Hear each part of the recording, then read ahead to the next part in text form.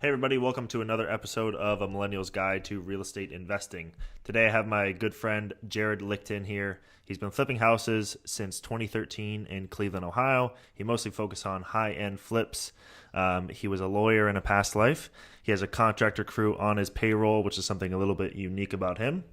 And he's working on 6 projects right now in the Cleveland, Ohio area. How's it going, Jared? What's up, Antoine? How's it going? Good. Thanks for Happy coming to on the be here. show. Yeah, for sure, absolutely. I've known you for a couple months now. I figured we'd get together by now. I think it's been a year last time we met. Yeah, crazy. Time flies when you have a bunch of projects on Yeah. your hand. Yeah. Well, I think we met. So we actually met in LA at a networking event through Bigger Pockets. It was focused only on Cleveland, Ohio. And that was the first Bigger Pockets meetup I had actually gone to. Was that your first one that you went to as well? It was probably one of my first ones out here, and I mean, as you know, there's dozens of events every month through BP, depending upon where you are. Yeah. But like for whatever reason, and I don't know if that's like this in some of the markets that you work in, like Memphis or Yeah. Birmingham, but I think that maybe 25 to 50% of the out-of-state investors in Cleveland are for some reason in Southern California. I don't know why. I don't know how it's shaked out like that. But the majority of people who are investing in Cleveland, it's like Canada, Israel, California, and that's probably about it. Yeah. And everyone else is in Cleveland. Yeah, no, It's and just weird, like how that kind of shakes out. Yeah. But And I was yeah, surprised too how many people from Israel and Australia too was another big one that I heard. There was a ton of investors investing, and they would just call, property management companies in Cleveland. The one I'm using too, they get phone calls all the time from Israel or Australia, where they're just trying to buy, turnkey or buy rentals off the MLS from yeah, out of the I know. country. It's crazy, man. I mean, like managing rental property for me, it's just as hard in Akron to Cleveland as it is in California. Yeah, You know, if you have a relationship with your tenant and you exactly. kind of know the property and you have a handyman that can fix stuff, being 1,000 miles away is the same thing as being, too far to drive. Yeah, It's not that big of exactly. a difference. That's what I tell people too. Because people, so Jared, you're in Newport Beach, right? Yep. Okay, and I'm in LA, Culver City area. And so I get people telling me all the time who want to invest in real estate. They're like, "Oh, I'm going to buy a rental property in Fresno." And then if something goes bad, like I can just drive over there. And I'm like, "No, I'd rather have a property out all the way in Cleveland and like not have that be the ability to go and like always get involved in certain things when things go wrong, and have Yeah. have everybody set up in a way where you don't have to be involved with something. If shit hits the fan, they can solve it, and you want your team to be set up in that way as Yeah. well. For sure. I mean, think about the problems you've had with like some of your rental properties. Like what are your like top 5 things that can go wrong? Like your hot water tank goes out, roof leaking, Yeah. tenant has a problem with like a broken window or door. Are you actually going to fix that stuff yourself? Yeah. Probably not. Yeah. I can't replace a hot water tank. So Yeah. I'm still going to be calling someone whether they're in Alabama or they're in, California. Yep. It's just a matter of skill set rather than location. Exactly. But if it's in Fresno, then I feel like I would be obligated because I'm like, oh, it's right there. Like this weekend, I would just be like, oh, I'm gonna go pick up a hot water tank and give it to the contractor to save $100 or whatever. But I'm way too lazy. I'd rather just pay someone to do it. yeah, I pay people every day to do stuff for me. yeah, I'm gotten used to it. So yeah. No, that's true. All right, yeah. so let's talk a little bit about you, how you got started. So right out of college, you went to law school, correct? And then you became a lawyer right out of college. Yeah, so it's funny. I think a lot of people who listen to your show might be a little on the younger side. I actually graduated college in 2009. So I was dealing with the recession. None of my friends really had jobs. Yeah. I'm 32 now. So like back then I was 22, 23, and I don't remember any of my friends having jobs out of college. So most of us just either went to grad school or we let it ride and found a job that just didn't really suit our skill set. And going to law school, it's 3 years. I was always really good at arguing, and I figured that sometime in my career it would kind of Pay off.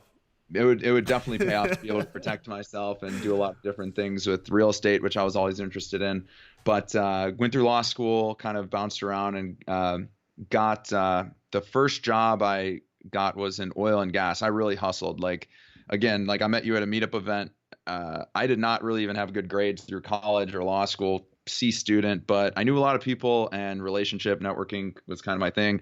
Not in like a disingenuous way, but like that's literally like the way that you can get from point A to point B in this world is just by who you know. So my entire third year of law school, I just networked really hard and I got a really good job that I probably wouldn't have gotten if I didn't know people and go to networking events my entire third year. But it was before I took the bar, so I kind of cruised through that and I wasn't too nervous. Passed the bar in February 2013, started working at a huge law firm in oil and gas, and it was fucking miserable. Excuse my Wow. French, but I hated it. I think, for a lot of people, you work your whole time in school and you have this kind of like idea of what the corporate world's going to be like. And when you come out having three bosses, no flexibility, people telling you where to drive every single day.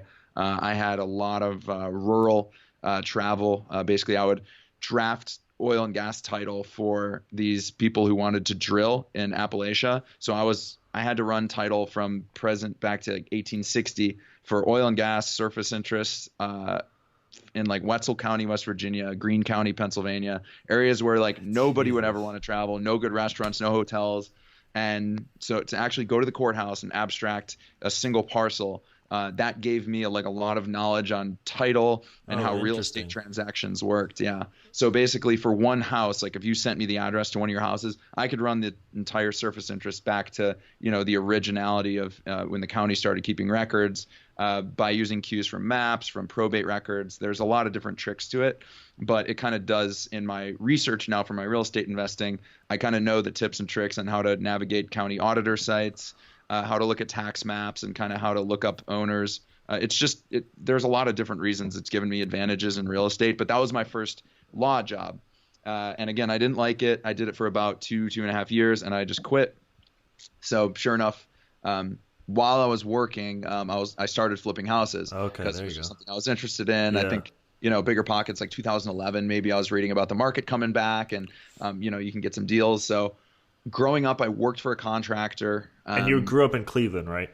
Yeah, so growing up in Cleveland, Ohio, I went to high school there.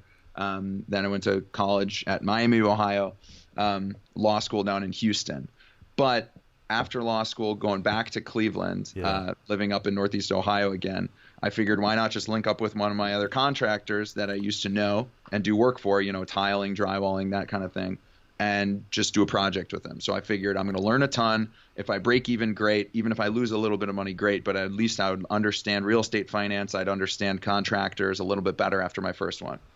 So basically, I did a couple. I think I made maybe like $8,000 to $9,000 in my first one, even though it was a big deal, a long construction process. I bought it for 120, I think, put like $65,000 into it. I might have sold it for in like the low twos, but I didn't make a ton of money. But it was like, damn, I had all my money and all my energy in Uh-huh. that. I didn't know about raising private money. I couldn't Yeah. think about borrowing money from friends or family for that because I figured, I have to know what I'm doing first, and then I could go out there and ask for it. Now raising money is no problem for me. In fact, probably raise too much money. I probably would rather use my money a little bit more. But now that I have the hang of things, I realize a lot of mistakes I made back then. It was just a matter of like leverage, really. Why Yeah. would I leverage all my own money and go W-2 income? That's why I kind of stayed at my job, because I was an attorney making good money. I leveraged that, went conventional financing, putting down 20% on an investment property, 30-day, closing process, Yeah. as opposed to like when you pay cash or when you go hard money, you can go, 10, 15 days. So it's interesting kind of looking back how I did it. It's probably how most people end up doing their first flip. It's just a bank will give me a loan. I will finance. I mean, what's great about when I started, my contractors I worked with actually accepted credit cards. So I went and opened up an Amex account Uh-huh. based on how much money I made at my law firm. And then I opened up my Chase account, which was maybe like 15, 12 or $1,000. But that's huge, because if a Yeah. contractor accepts 15 grand, that's a good chunk to get started. Yeah. And then, by 4 or 6 weeks down the line, you might have another 15 grand in your pocket. So like I kind of leveraged contractors with credit cards a little bit. And then at the end of the project, when I got that check for, $108,000, sure enough, a lot of investors out there on Instagram posting pictures of shit like that. Not all of it's profit. Yeah. In fact, a huge majority of it is rehab funds and holding costs and taxes and shit that Yep. people don't talk about. Yep. So watch out for people like that. So, you know, but yeah, I learned like the basis, a good foundation for, what flooring should cost, how much a basic roof should be, what kind of properties to target, as opposed, because I've done flips on 100-year-old plus homes. I've done Yeah. flips on houses built in the 60s. Those are way easier. And I just kind of understand what stuff. Basically, the best advice I could give to people who are starting out is like use the first project as a catalyst to understand what things should cost and like what they should look like. Like, what does good work look like? Can you go Yeah. into a house and say, oh, this is shitty work? Yeah. Or can you go into a flip and say, oh man, they did a really nice job here? Yeah. Are there grout lines straight? Are there, uneven edges? Are the appliances installed correctly? Look at the ceiling. Are there any like, floating mess ups or cracks? Yeah. Like, there's so many different things that you kind of miss when you just go into even go into an open house that's just for sale. That's one of the easiest ways you can get kind of context into what a good flip looks like. Because even in California, you go into stuff and there's still fucking pencil lines around the vents and the stove. There's still uneven edges. There's messy grout lines. There's toilets that aren't set straight. There's just so many issues that you see. And you can kind of say, oh, well, I would never do that. Well, I would never get into stuff like that. But like, again, managing from afar can be an issue. So knowing what stuff should look like and how much like flooring should cost, how much it should cost to install a hot water tank, things like that should just be normal, automatic. You should not get ripped off on big jobs. If you avoid getting ripped off on like getting a new roof or like getting, your floor refinished, avoiding those kind of mistakes are almost just as good as like being aggressive and making the right mistakes rather than avoiding like the bad ones. Yeah. True. So you were working at the law firm. You got W-2 income, which allowed you to buy properties that needed rehab work for you to flip with conventional financing, right? Yes. So you did that a couple of times, but what pressured you, or at what point? This is a problem with a lot of people that I talk to. It's like, okay, even if they're flipping houses and they're after their day job, which you seem to figure out, which takes a lot of time, and it could be because you grew up in Cleveland, you kind of knew the market. You already had a contractor that you kind of trusted on the ground, right? And you had all this experience with title work, so you can kind of pull title on certain properties and see, even see comparable properties. I guess you can pull from that as well. But at what point did you actually make the move and quit that lawyer job? How many flips were you in? Was it just the first flip? You got that paycheck and you're like, I hate this job so much, I'm just going to risk it all. And like, how did you make that decision? No, I was in the middle of my third one, and I actually was podcasting about my third one at the time. It was just called Flip. It's still on iTunes. I still get like people messaging me to this day about it.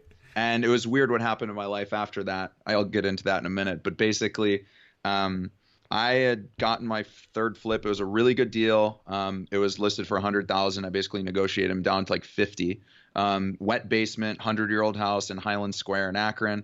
Which if you know Akron, Highland Square is a really hopping area. Even now, like it's even hotter than it was back in 2015. The city's put a lot of public money into developing that. But anyways, it was a good deal. So I figured why not just podcast about it, make it live, and kind of just build a little bit of an online profile so some people can Google me. People know who I am. If I do need to raise money in the future, it'll be a great kind of catalyst. It'll make me a little bit more known. Because if you're a real estate investor and you ask for money, what's the first thing a person's going to do? They're probably going to Google you. They're probably going to find out if you have any bankruptcies or like lawsuits or anything that you're a part of. Make sure that you're an honest person. And obviously being an attorney, it gives you that kind of like stellar like foundation to go out and ask, like say, hey, I'm an honest person, ethical. I can ask for money. I can do a project with you. However, if there's, 7 or 8 podcasts you've been on and you blog and you talk about real estate investing, it gives you a lot more, of a foundation to get out there and open your mouth and ask.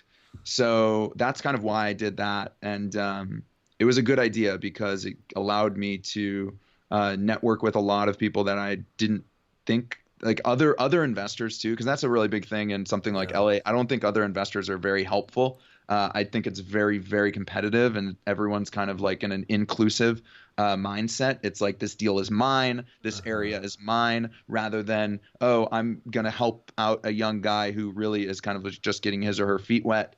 In Cleveland, I mean, I had numerous investors who are experienced sit down with me and tell me everything. They'll give you, I mean, people straight up give you, hey, I need a good landscaper. Hey, I need someone for windows. Experienced people don't give a shit.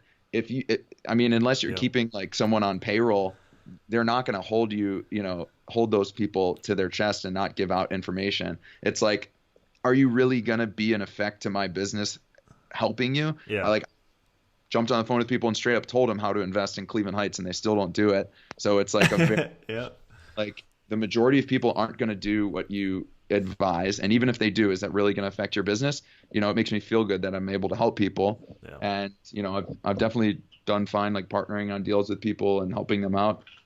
But that's important for, things like you, like you're putting out this information. You're a successful investor. You don't have to do this type of thing, but you understand that, it's good for your business. It's good for networking, and it's good just to kind of get a profile and you put your brand out there, because when you're an investor, nobody really knows who you are unless you're putting out a little bit of content. If you're putting out a little bit, like, that's better than nothing, but like to just be silent and just to go out there and say, hey, I'm going to syndicate an apartment deal, or I'm going to I want a joint venture on a flip. If no one knows who you are, like, they're definitely going to be a little bit more skittish. Yeah. That's just how it is. Yeah, exactly.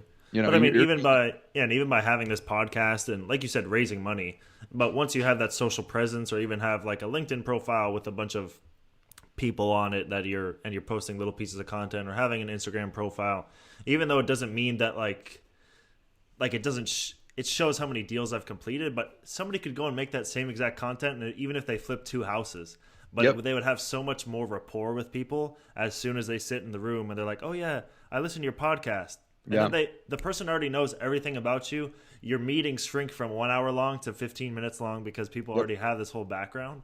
And so that's what I found too, like with the raising money side of things. It's like, if people have listened to my podcast before or watched my Instagram, then those meetings are like 10 minutes now, because it's just like, okay, what do you have available? What can I invest in? Or what rentals do you have available? Which one do you recommend? And then it's like, it's very quick because people already have that rapport, which is something that's super hard to build in the beginning when you are young, when you're on your 3rd project, right?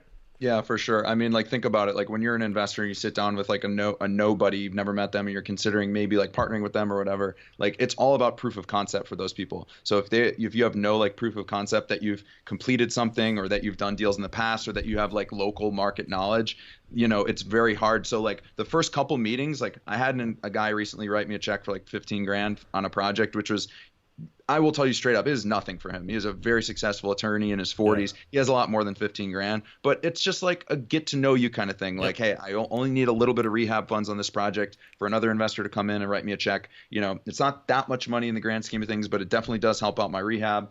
I'm okay giving him interest on it, and he was fine doing it with me. But we had talked probably 4 times before that. We went to dinner. I met him at a meetup. Oh, wow. We kind of jump on the phone once every few weeks, say, hey, how's it going? Hey, how's it going? So it's important. Like, I think another really solid piece of advice is like, even if you don't need to raise money, always like nurture relationships around you. Cause like, even if you talk to people like every 2 weeks, you should be in the, I talked about this with you too this week. It's like, if me and you needed to raise $1 million for an apartment or something, we could do it this week. But the only reason we can is because we've spent years talking to people and they know what we do. Yep. So like, you should always be able to know 2 or 3 people to call for, 10 or 15 or 20 grand, after you get some deals going. Those kind of relationships should exist before you need the money, and not the other way around. Yep, exactly. And I think that, so I get another question that I get all the time that I don't think I've mentioned on this podcast before is, should I create, this is going like really social media heavy, but should I create a certain, like a business profile, or should I do everything under my personal name? So I do everything under my personal name. This podcast is just my personal name. There's no business affiliated with it, even though I may talk about it. It's, unrelated to me. My Instagram profile was literally like me growing up as a kid. I had that Instagram with all the people I grew up with, and then I just changed the whole content. I deleted everything that was old, and I just started posting real estate stuff. Yeah. Now people freak out when they want to do that, because they're like, oh, these people are just gonna hate me and like think that I'm just blasting content at them that's irrelevant. Well, it doesn't matter. Those people will unfollow you. But what it has done for me is that everybody that I grew up with, which I already had a rapport with, is now out in the workplace. They look at their phone and they see, oh, damn, Antoine's doing this. That's pretty cool. Like, he's in real estate. Next time they're in a conversation, they're talking about real estate, they're going to say, hey, my buddy Antoine that I went to college with or high school with or middle school with, he's doing real estate. You should connect him. You know how many deals I've done and how much money I've raised just from doing that? From those 2,000 people that I've grown up with. And forgotten about. Yeah, forgotten about. Probably. Yeah. But they pay attention to their social media feed. They know what's going on Facebook and Instagram. Like, I mean, shit, like I've raised $100,000 from this guy who I was on a fraternity with, but I hadn't talked to him in 10 years. Yeah. And he texted me, he said, hey, I see you're doing a lot of real estate stuff. I'd like to talk to you about it. We jumped on the phone for like 2.5 hours, catching up, personal life, professional life, whatever. But if you haven't talked to someone in 10 years, but they knew you from back in the day, it's way easier to have some sort of like rapport with them. Yep. And like, it's just everything now with like your brand online is like a trust game. So like, are you saying like other people would want to delete their old Instagram because they have like pictures drinking beer and like, going and partying? Or do you think that people just have egos and they don't want other people to know that they're trying to be successful, or they are uncomfortable with their parents or their family trying to go against the grain? Maybe, maybe you have a job that's like, oh, my parents and grandparents have been engineers forever, but like if they saw me talking about real estate and, posting about houses and stuff, maybe they'd be disappointed. Who gives a shit? It's like at some point, you're going to have to own up to what you're doing in life. And like, I'm fine with the fact that like I am an attorney and I don't practice law now. Like I don't have an ego towards that kind of stuff. But like if someone wants to create a separate like business, say they want to be a lender or they want to, do real estate apart from like something personal, maybe there is a professional conflict of interest. Maybe they're like a mortgage broker and they want to get into investing and they're, so there are certain reasons why people would want to split that off. But if it's for the reasons of like, I don't want my high school friends knowing that I'm successful, I don't want my family to, know that I'm doing something secret, you may as well just, bare your soul to the world and tell everybody what you're up to anyways, because nowadays people are going to figure it out. Yeah. No, I agree. And I think it's that fear of failure too. Because who's going to post content or tell people what they're doing if they don't know if it's going to work yet? Or until they flipped 100 houses, they're not going to tell anybody, because if they fail, then everybody's going to judge them, right? I started posting content, I think, on deal 10 or deal 15. So I had done some projects, but it wasn't like me bragging. It was me just like showing people in my day-to-day, like, oh, this is what I'm doing. This is what I'm looking at. That's all you need to do. Yeah. If you're learning and you're sharing people what you're learning, that person on the other side of the screen is learning as well. I played soccer this morning with a bunch of guys, and one of them is like an actor on Netflix, and he was like, "Oh yeah, I watch your content all the time." I've been, investing in. No, he hasn't been investing, but he's been an actor for a really long time, and he has money, and he's always been interested in real estate and real estate investing. He's like, "Dude, your content's so like informational. There's nobody else that's, pushing out content that's actually like that doesn't just say learn how to invest with little money down." It's just like I'm actually and you have been doing the same thing too with your whole idea about the vlog kind of thing, which we can get into as well. But it's like, creating content that shows people actually what the deals look like, actually what the numbers look like, how they go down, etc. Here, I'll say this, just I'm glad you touched on like the social media stuff, because like the biggest fucking problem I see, and again, when you're in this space, like when you start putting out content, it's like you run into other people who are doing similar shit and they want to give you like a portion and hide the rest behind like fucking paywall.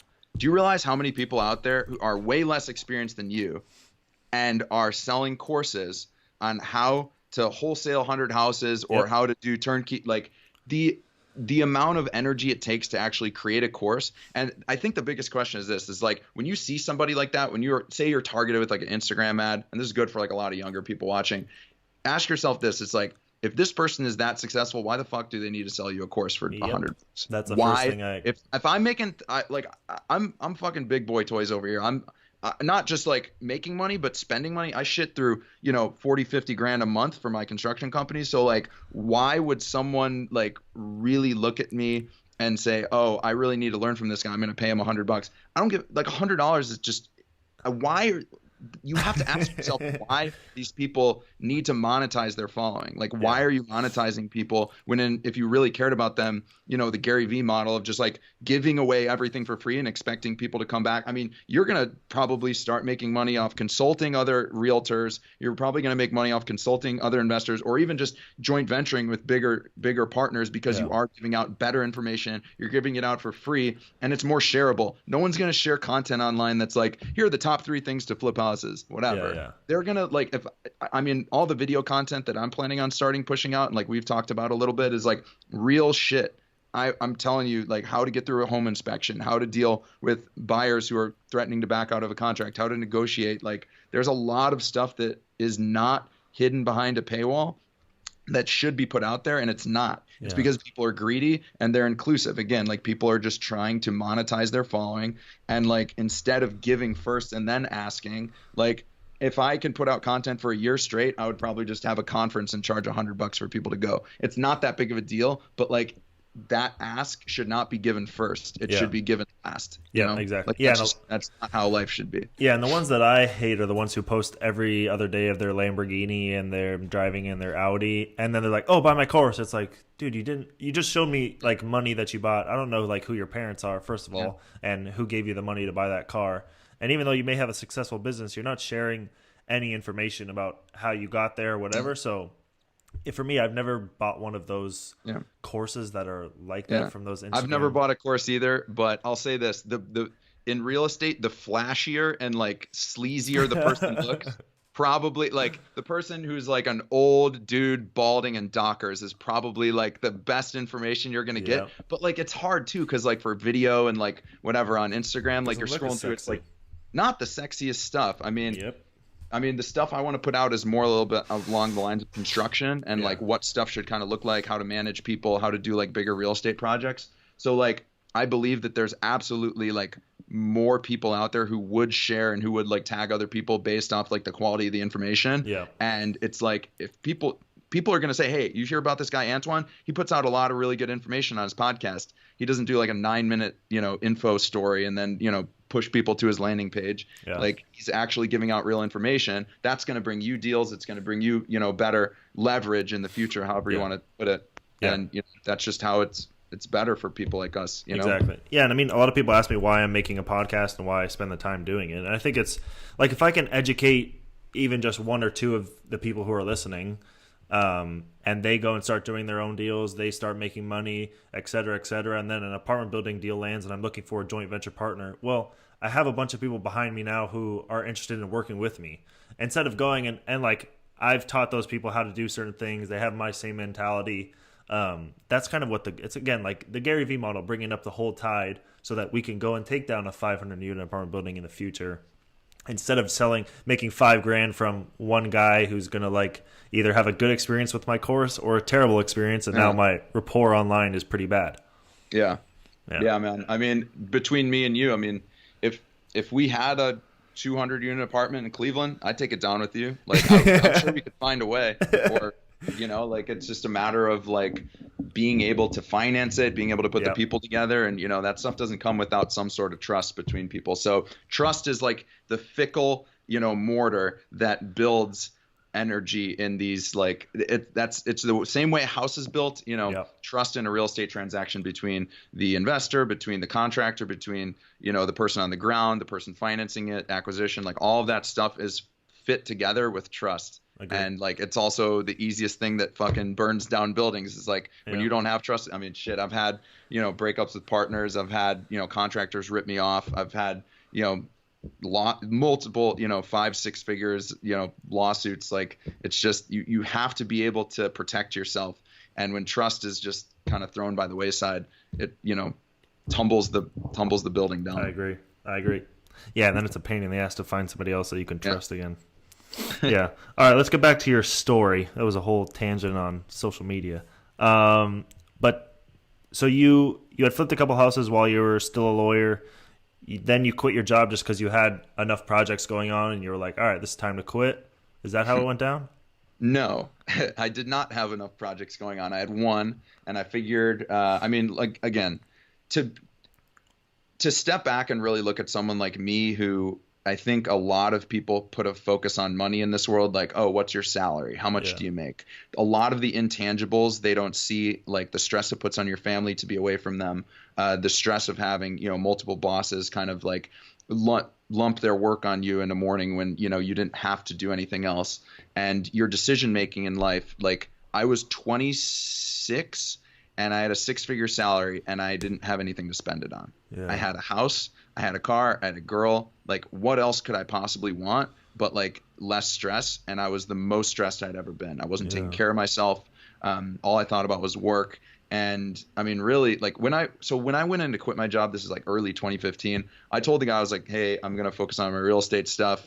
And I think my manager at that time was like, yeah, you can come back anytime you want. And I was like, well, could probably like triple my salary and I'd still have the same answer for you. Like, I just didn't like working for that company. Yeah. So, you'd be surprised at how easy it is to get work after you've kind of like pressed the pause button. It's just people are afraid of going a few weeks without a paycheck. Yeah. And if you don't have that back, that backstop. And if you don't have like because at the time I had rental property, I had besides the flips, I had a couple rentals making me, a couple $100. It wasn't that much, but it was enough to survive on. And if I wanted to sell one of my rental properties, it's like a bank. Like I had like 30-ish thousand in it. So like in an emergency, it's always good to be able to have a couple backstops. Yeah. So I left that job making good money, but only having a little bit of real estate knowledge. Got it. And so when I was doing the podcast, the people who followed along, it kind of like ended abruptly. Yeah. I sold it. I made a couple $1,000, and I moved back to Houston briefly with my now wife for personal reasons. And I figured I'd get into real estate there. I'd get into much bigger projects. And probably about a month after I moved to Texas, I really messed up my back really bad. I was drinking one night. I came back to my apartment and I jumped over this gate. And the next morning I woke up with shooting pain down my leg. It was the worst pain. I would not wish it on my worst enemy. And without getting into super long tangent, I tried what I could for 6 months. I was on steroids, painkillers, couldn't walk. I had 2 steroid injections in my spine, oral steroid pack. I was almost like, I couldn't even walk my dogs. Like I couldn't walk to the bathroom some days because I had a large herniated disc in my back. And I found this chiropractor on the internet in California that said, hey, you don't need surgery. 6 or 7 doctors that told me I needed surgery anyways. And so I was like, well, screw you. I'm like 28 years old. Like why? I'm pretty healthy otherwise. Yeah. Your body should have the ability to heal these things. So I flew out to California, and long story short, this chiropractor saved my life. I worked with him majority of 2016. And then I really got back into real estate hard later that year. So getting back into it in Cleveland and linking up with my now current contractor, that's how I kind of like scaled my operation. And I told you, that's, now having my own construction company, that's just like how I'm living my life. Yeah. And what was the reason? Let's talk about that. So you have a contracting company that's on your payroll in Cleveland, but you live in LA or Orange County, whatever you want to call it. So why did you make that decision to, instead of hiring a GC like what I do out of state, why did you feel like it was necessary? Was there a bunch of bad contractors that you had which made you realize, hey, I should just do this by myself? Or what made you bring all those contractors in-house instead of outsourcing it? It was probably because I knew in order to get really big, I needed to keep guys busy. And what a lot of people who invest maybe in the South or on the West Coast don't realize is real estate in cold weather areas is very cyclical. So when it gets cold, a lot of guys lose work. And so they get on the phone and they're going to say, hey, anybody got any work for me? If you run out of stuff to give guys and they're not completely busy 24/7, they're not going to be loyal to you. My guys are 100% loyal to me. Yeah, I pay them a little bit more, but I always make sure that there's work for them. I always make sure there are projects to be had. And it does put a little bit of more pressure on me, but it also gives me, like, if I don't have good guys that I can call at any moment and say, hey, can you take care of this problem? Hey, can you take care of this? John, who's my general contractor, manages everything for me. He kind of manages the guys. He places them at certain properties. He knows when the HVAC and when the plumbing and all this stuff has happened. He pulls permits for me. He does all the management. And in return, I pay him a salary. So to get really big, I knew that I needed to have my own crew. And yeah, you lose guys occasionally. Guys will quit, or we'll have to fire an electrician, have to find a new one. But the core group of like our 6 or 7 guys that we have, I've been able to keep fully employed for over a year. And I feel almost like that is the biggest thing that I'm proud of, because these are guys that are blue collar. They don't have like a lavish lifestyle. They've had their fair share of bumps in the road in life. And these guys eat. These guys are like putting a roof over their families' heads because of what I'm doing. And from what me and John have been able to put together, there's no joke about it. Like there's like 7 families that are eating because of me. Like that feels good. And when I talked to John originally, he had other guys in our crew, he said something like, oh, Chuck, he's been struggling for, maybe over a year. He hasn't worked for the same guy for more than 2 or 3 weeks at a time. And when he started working for me, I was like, oh shit, this guy's really talented. This guy shouldn't have to scrap for work. But when I realized that guys like me, especially in a city like Cleveland that's smaller, I'm more of a unicorn. There are not that many people doing what I do, the higher end rehabs, putting $100,000 in a project. It's not a lot. This isn't Southern California. There's not that many people like me that are willing to like take that risk. Yeah. And so, to work for someone like me, yeah, they're going to be working consistently, but that's all they want. They're not trying to get raises. They're not trying to like move up in the company. They just want to work. And there's so many guys there that just need to be able to get that consistent paycheck every week. Yeah, I can't offer them health insurance. Yeah, I can't offer them like, any sort of like benefits. But these are guys that just like literally need to put food on the table, and they're more than happy with like the consistency. Yeah. So that's awesome. Yeah, I think we did something similar where we counted how many families were living under our roofs.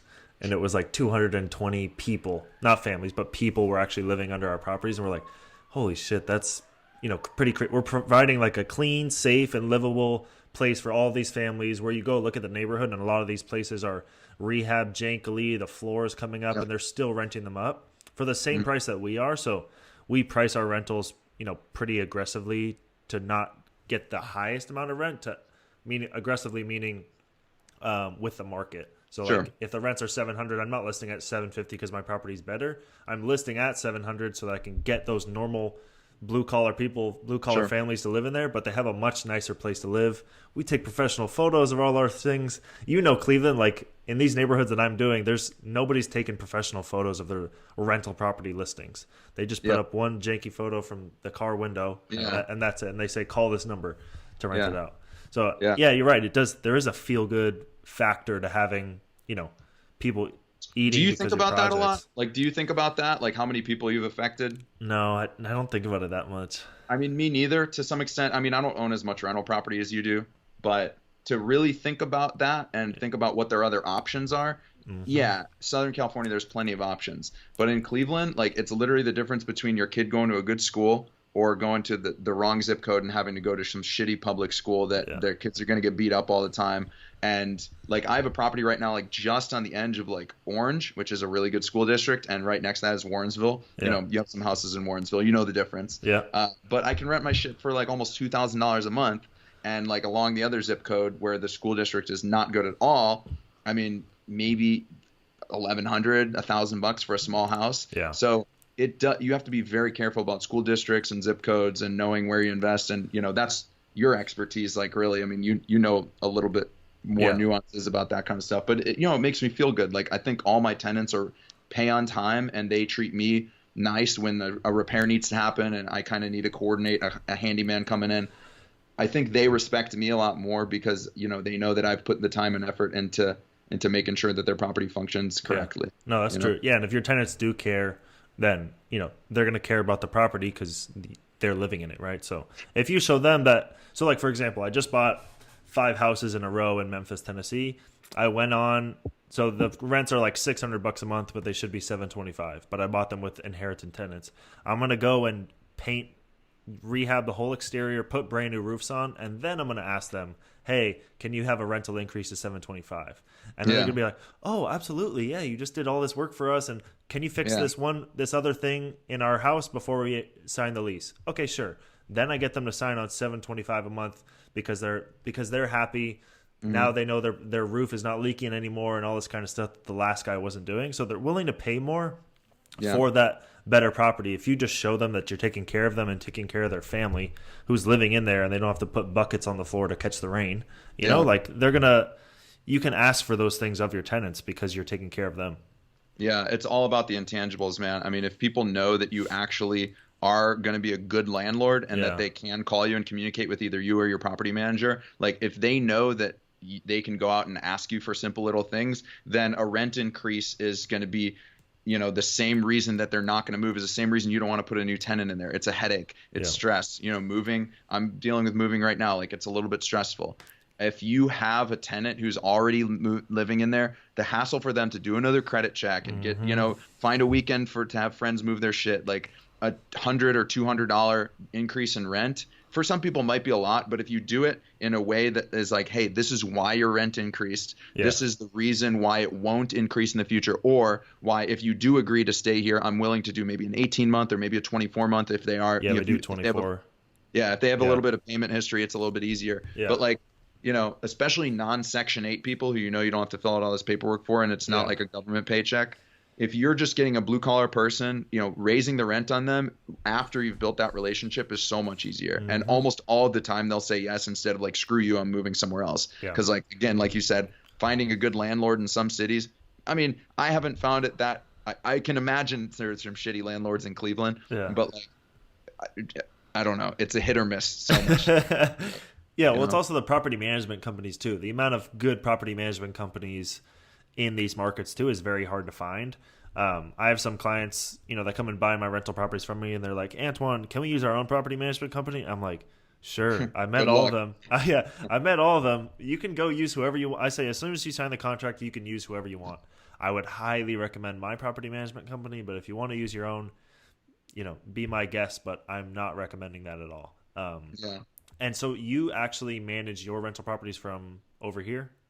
Yeah, there's not that many. Okay. Right now, I'm filling a 3 unit that I have in Cleveland Heights. I have two rentals, one down in Akron and another, that one in Orange. So it's right now 5 units. It's not that big of a deal for me. And I'm looking to buy a couple more 3 unit properties this year. Got it. Again, like, as we keep talking like this, I think we're going to get to the point where like, hey, what do you think about this 18 unit? Or what do Yeah, you think yeah. about this one? Because like when you're dealing with other people's money and like I know construction, I don't like using my own money for stuff. It's a lot easier to just raise the money for the project. Investors are happy, I'm happy, and they get their little bit of interest. Um, I think that as you go through like cycles in your real estate business, like you're finding, I remember talking to you at dinner the other night. You're like, well, I did 60 deals last year. I want to do like 100 this year. Yeah. You couldn't have said that, at the beginning of last year, but like now that you've gotten in a certain comfort level and you're used to working with people, I don't want to do like these high end flips forever. It's Yeah. nice, but there's like a certain amount of energy that it takes to find a good deal, get it under contract, finance it, get my guys in there, pull my permits, do everything to get it to the point where I know I'm going to make money on the back end. Yeah. But like I know I'm destined for doing. I'm looking to do it. I'm not going to lie. I'm looking to do an assisted living. I think that that's a market that's. I mean, if you wrap your head around the operations, the Yeah. money is there. But like you're also still doing a lot of good because they're Yeah. actually in Cleveland where there's a lot of these big box D plus assisted living facilities my grandparents have been to. Like there's very few options. Yeah, that's And when you true. think about like, you can put your parent in a home, like a house with 6 or 7 other people for, $3,000-4,000 a month. It rivals that, $2,000-2,500 a month that you could do to put them in assisted living. So I'm looking to get in that stuff. I'm looking to get into bigger apartment deals. I'm looking to JV on some stuff. But again, like you said, I have 6 projects of myself going. I need to finish those up, sell them, and just get a whole batch of new stuff in the Got it. spring. Can you So, explain a little bit? Do you have some numbers off the top of your head of what an assisted living would look like? well, I haven't done one, but Yeah. what it seems like is that the operator takes about 30 to 40% of your profit. You do have to hire a sort of like director of nursing, a nurse who's had some experience in those facilities before. They would be operating. Have to be someone there 24/7. There's these things called adult care facilities, though. So adult care Yeah, facilities don't actually need to be a nurse. You can go to a class and like take 6 weeks worth of classes for it. Oh, wow. But the kicker there is you can't administer any medication. So if you're administering one piece of medication to one of your, which most likely a lot of these people need medication, then you're going to have a nurse manage your facility. There's all sorts of permits and there's all sort of like fire marshal inspection, certificate of occupancy. Each state is different. So in Ohio, it's managed by the Ohio Department of Mental Health. And so you can pull up their application off their website and kind of see what it would take to kind of convert one of your facilities. It actually doesn't seem that bad. Like there's extra plumbing and the doorways do need to be a certain width. There needs to be a sprinkler system and the fire marshal has to like have you do a Verify. couple more things. Yeah. So, but to me, any business is just about wrapping your head around a new model and working with people. Like I don't know how to be a nurse, but I know other people who do. Yeah. So in order to build a big business, like from what I have now with, what I think is big, even with just 8 employees, getting other people who are really good at what they do and partnering with them is just how shit gets done. Got it. So I'm looking to do that. If you want to talk more about that, I'd be fine with it. It's just, once you give people a model, so like you can make probably $20,000 a month off some of these, but it's probably going to take you a year just to get your facility up Yeah, and to running, get it maybe set 6 up. months to a year. Yeah. So, think about maybe buying a 4-bed, 4-bath house out in like Pepper Pike or Gates Mills, converting the floor plan into like an 8-bed facility, and then putting an operator in there and charging, here's the thing, the average person who's in assisted living in Ohio is paying $3,200 and change a month. Jesus. So but think about it. Have you ever had like a grandparent that you've had to place in assisted? I mean, it's a personal question. Mine but are like, in Canada, so it's all free. great. Yeah. Well, here's the thing. People in the United States need to realize you don't live in the best country in the world. So, and people in Europe live with their grandparents. Like, Yeah. would you live with your grandma? Probably not. So there's just a lot of different nuances to like each country, but the result is in this country you have paid assisted living, and it's basically 24-hour in-home care for a group home. So the average person's paying $3,200 a month. If you get 8 people paying you $3,200, it's like what, $27,000. And when you have an operator, you're paying $10,000, $12,000 in expenses. That's a pretty damn nice return, especially for a month. Yeah. Like $10,000, $12,000 a month. You can get one of those, and that could be your retirement. That's true. Not to shit on like apartments or any other sort of investing, but like, the amount of management it takes to have a 20 or 25 unit apartment. There's a lot of property management that goes into that. Yeah. And then to see, maybe $4,000 or $7,000 a month for like a ton of headache. Sometimes it's great. Like, don't get me wrong. Like the multifamily stuff, I'm looking to get into, it makes sense. But, to me, to build a really big business, you kind of do have to look heavily at the numbers, because there's a lot of extraneous expenses on my flips that like are just, utilities right now during the winter time are crazy. Insurance gets up there. Holding costs are crazy. Yeah. You need to be prepared for the big costs if you're going to take big risks. That's really the big lesson. I agree. Yeah. And that sounds like a whole business, because I was looking at the assisted living thing in Memphis, Tennessee, and you had to like register with the city. You had to get these permits. You had to have this person sign the permits that verifies that they're going to be there 24/7. You had to have somebody who was, or you had to have like 2 or 3 people, because there was like 8-hour shift, and like it was an 8-hour rotating clock, and then one person had to be there, and that person had to be X, like a nurse or something like that, who can give the medication in case something happens in the middle of the night to one of these people. Then there has to be a nurse who can give that medication, right? So it's like almost like having a hotel, but that's on a 24-hour clock, all the time. Yeah. The more I've really dug into it, not to divert away from like real estate or construction or anything, but like you really do have to have a heart, and you really have to be like a good person to run one of these, because like you are going to be dealing with death. You're going to be dealing with strokes. You're going to be dealing with Alzheimer's and all sorts of really, really sad stuff. I've had all 4 of my grandparents pass away in the last few years. So it's like a very recent kind of thing. And when you have to deal with, 2 of my grandparents had 24-hour in-home care, $19 an hour for the last 2 years of their life. You have any idea how expensive that gets? But they got to stay in their home. Another one of my grandparents went to some big box assisted living facility in Cleveland, where there's all sorts of lawsuits every week about, how terrible the people get taken care of. I think he had a good experience with that, but like when you're just a number, that's why what's interesting to me about these small in-home facilities, it's like you really are taking care of people. They're getting that country feel, because like there are a lot of like nice rural areas in the suburbs in Cleveland where they're close enough to their kids, they can still go see them, but they are like kind of living out their golden years. Shit, man, like I've kind of like convinced myself to like keep getting into it. And I'm just going to keep digging until I can do one. I'm telling you. Yeah, absolutely. Yeah, no, it sounds great. And I think they do, like, that's the thing too. It's like, it almost opens up a whole variety of kind of properties that most people wouldn't buy. Like, for example, I don't even buy houses that are over like 1,800 square feet, because renting them out, the turnover for those things is like ridiculous. Like your cash flow is all gone if you have to turn over that property once a year, because it's so big. So imagine replacing all carpet or all flooring in an 1,800 to 2,000 square foot house.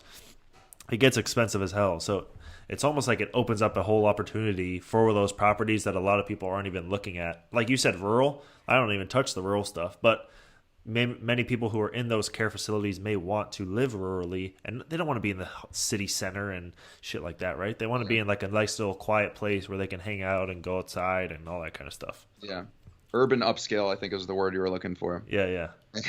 Yeah. So I think, I think for anybody who's getting interested in like just starting at real estate, like obviously, doing a flip isn't the least riskiest thing you can do. But if you're partnering on it with like 3 or 4 other people, and you have maybe somebody with really good W-2 income who can finance it, and you kind of know where the money's going, and you kind of know what your construction budget is up front, it should be relatively quick if you're in a city that's easy to deal with, and if you're not having any sort of crazy like weather constraints. So the best advice, if someone's going to go in like a cold weather area, buy something in the springtime when it's super wet out and you got wet basements and you can negotiate all sorts of things, leaking roofs. And then when it's summertime, it's super easy to do construction. Right now, I'm dealing with, some of my houses sitting for, a couple months because it's freezing cold outside. No one wants to go to open houses during like Thanksgiving and Christmas. It's like the real estate market's completely dead during those times. Yeah. So like, that might not be the case in LA. So like knowing your market and kind of getting used to talking to a lot of other realtors, talking to a lot of other investors,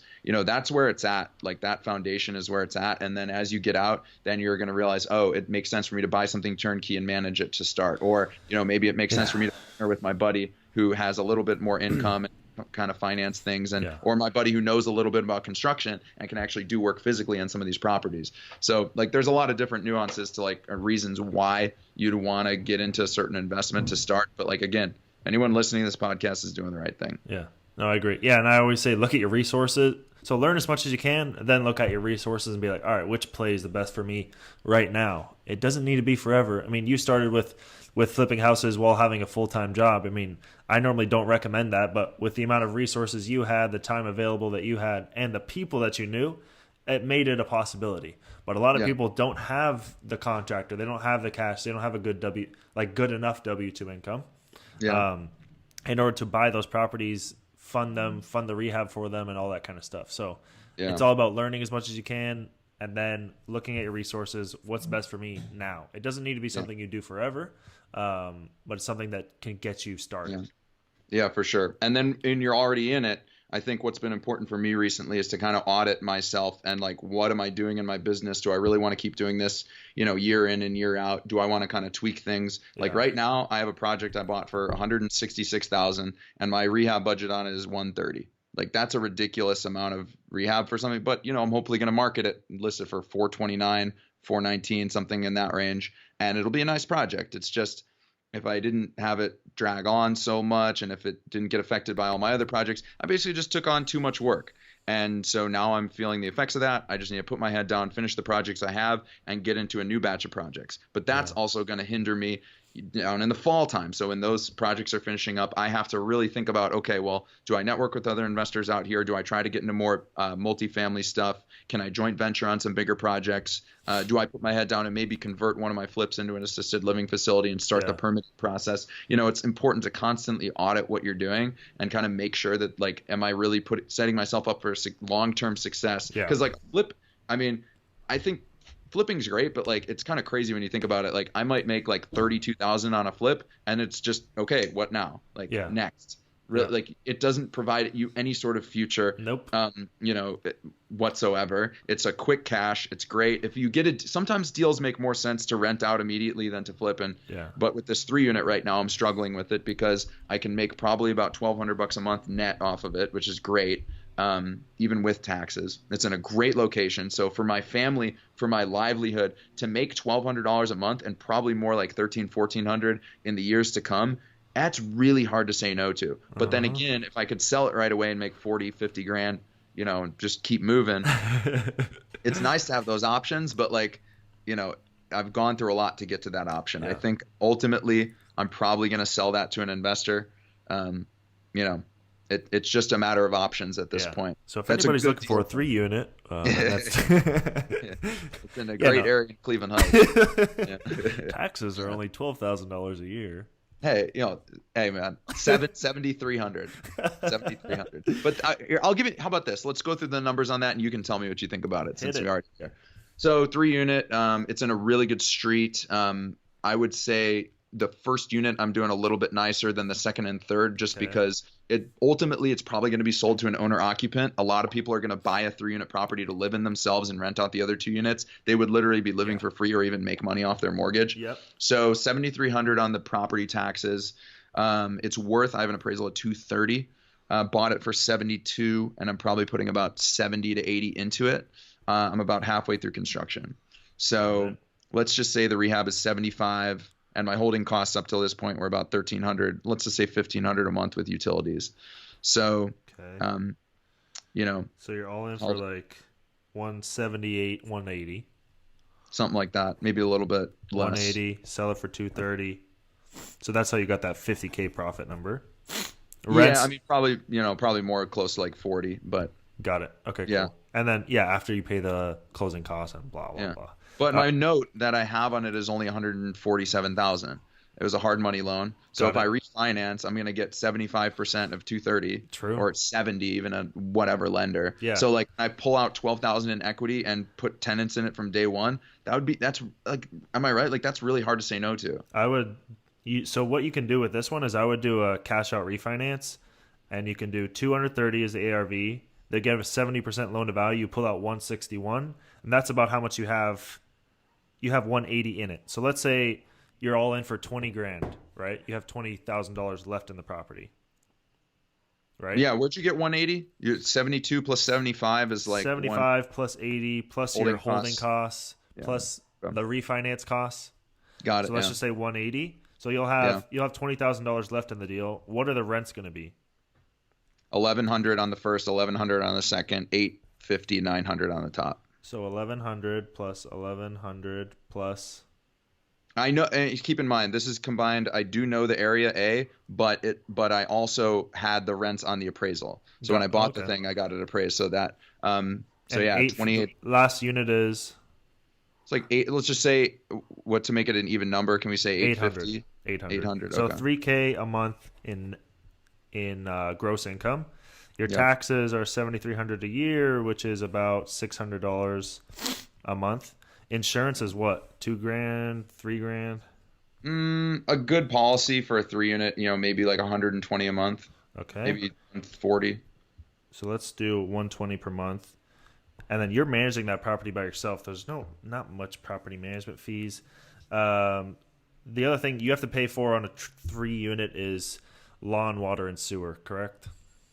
Yeah, so the city of Cleveland just took over Cleveland Heights Water. So it's through the city of Cleveland Water Department. I have 3 gas meters on the property, so 3 separately metered utilities that the tenants will pay for. Okay. So typically my tenants pay for everything except for maybe if you have a unique situation where you have like in that 3rd unit, I could have someone being like a property manager. They'll cut the grass. They'll, make sure that the property has good maintenance, and they'll get like a little bit of rent reduction.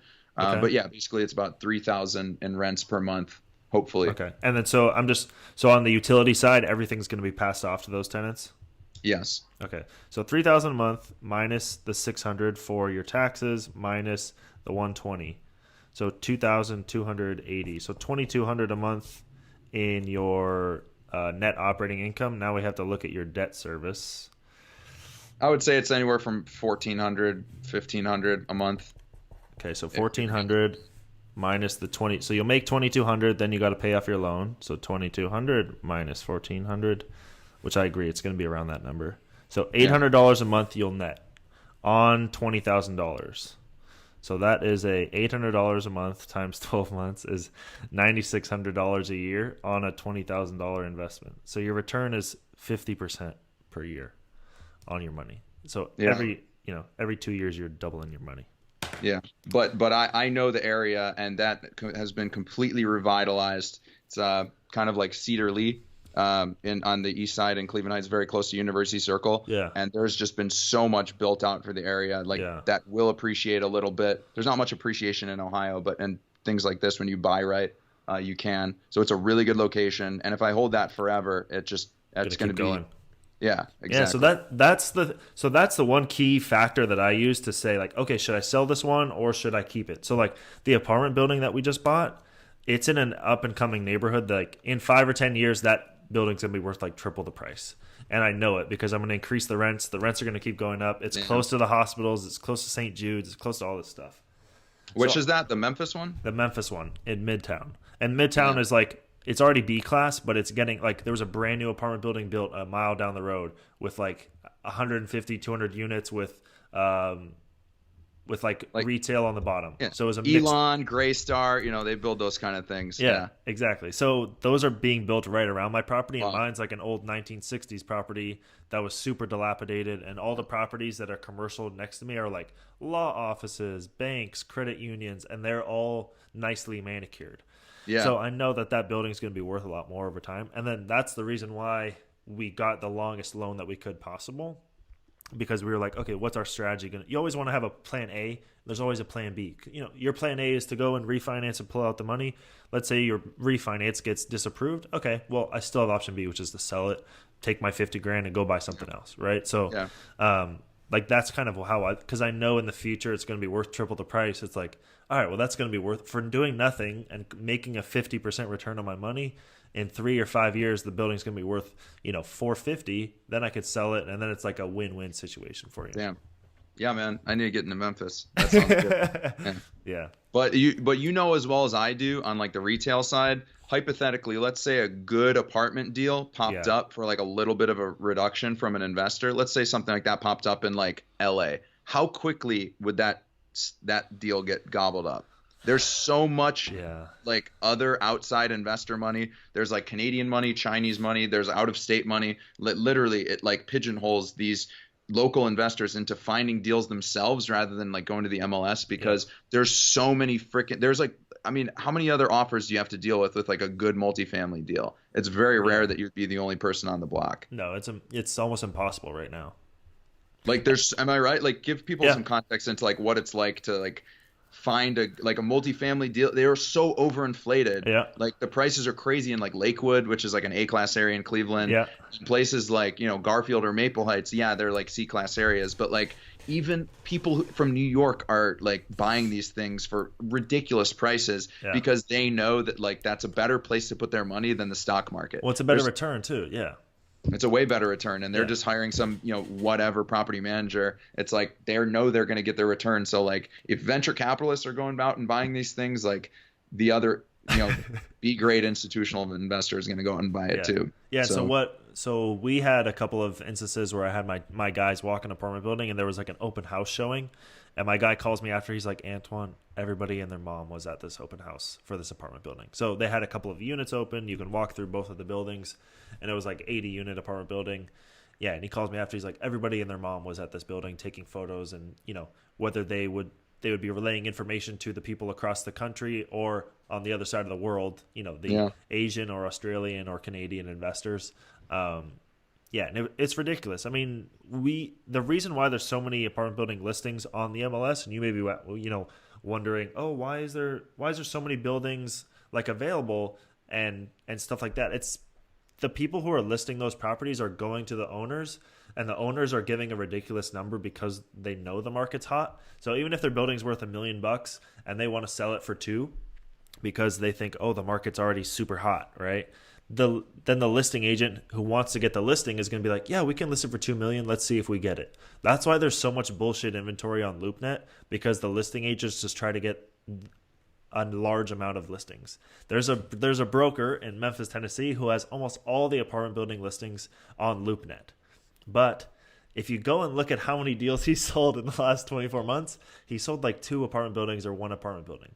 So that's how you know that his strategy is to go and talk to these owners, see what price they want, and just like he's just agreeing to them. Even though if the price is ridiculous, he's just gonna it's a good brand for him because he has all these listings, right? He has 20 listings active at all times, but he only sells 1 or 2 a year because all of his prices are overinflated.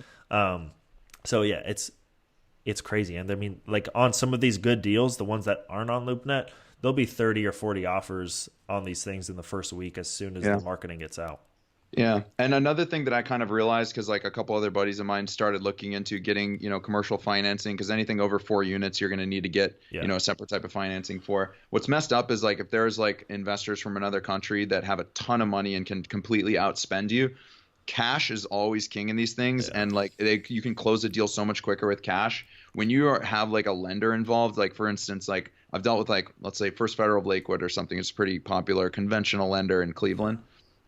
They make you walk them through the numbers and put the deal together for that specific building, for that address. So just to put in an offer, you have to like build the offer with the lender and get it approved. So like literally by like day 3 or 4, like the deal is going to be gone. So like if I have, $1.2 million in my bank account, even if something's listed at $1 million, I can say, 820 cash.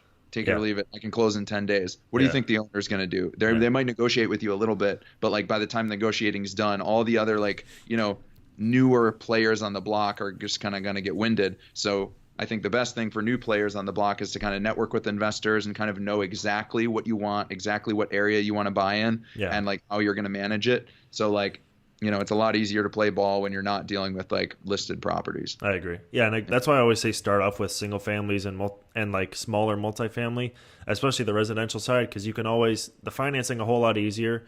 It's a whole lot faster, and if you just have a good solid job like you had that W-2 income, made your financing a walk in the park. But once you get into the commercial side, it's like, how much experience do you have? What are all the numbers for this deal? Where the residential side is like, we'll do an appraisal, we'll give you the loan, 80% of whatever the appraisal is. It's super easy. Yeah. The like you got to be approved with some different type of lenders as like a backup. Like every investor should be approved by a hard money lender just as a backup, even if they have no intention of using it, because at least you can have some sort of like line of credit or like a loan approval letter that like, hey, this person's approved. Like I'm approved with 2 hard money lenders. I'm not going to use their whole freaking $1 million line of credit, but like I have experience flipping, and so to have financing options when you're looking at deals like that's important. I mean, not everyone's going to have that much cash. Agree. But yeah, it's just important to have options, man. Yeah, I agree. Awesome, man. Well, thanks for coming on the show today. Any way that people can reach out to you if they have more questions, maybe want to ask them questions about Cleveland, want to do business with you, it's the best way. For sure. At Jared Lichtin on Instagram. That's it. At Jared Lichtin. Jared Lichtin on Facebook, Instagram. I'm gonna be starting to put out a lot of video content pretty damn soon. So awesome. You can key up my how to spell my last name there. So at Jared Lichtin on Instagram is probably the best way to get a hold of me. All right. Awesome. Yeah, thanks for coming on the show today. And if anybody wants to reach out to me, my Instagram is Martel Antoine. So thanks again for coming on the show. Hopefully we'll have you back in another 6 months when you have an apartment building under contract that you're working out. Yeah, I'm going to convert that into an assisted living facility. I'll have an amusement park in the backyard. I'll have all sorts of streams of income from it. Amusement park. Yeah. Or maybe we could have you come back on and talk about the numbers and how it looks. If you ever get one going, that'd be cool. Yeah. You know what's crazy? I don't think we even scratched the surface with either of our businesses. We had, we've been on over an hour. Like, there's easily there. I mean, just from one of my deals, I wish I could talk a little bit more about construction and contractors and how to protect yourself. But again, for another time, anyone with questions about contractors, Jared Lichtin on Instagram is the best way to get a hold of me. Any questions, you're more than happy to reach out. Awesome. Thanks, man. Talk to you soon. See ya.